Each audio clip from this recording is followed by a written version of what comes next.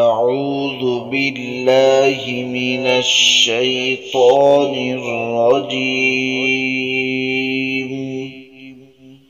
بسم الله الرحمن الرحيم. وإذ قال ربك للملائكة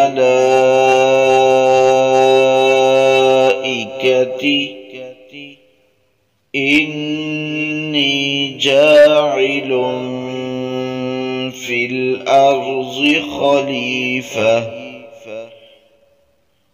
قالوا أتجعل فيها من يفسد فيها ويسفك الدماء ونحن نسبح بحمدك ونقدس لك، قال إني أعلم ما لا تعلمون.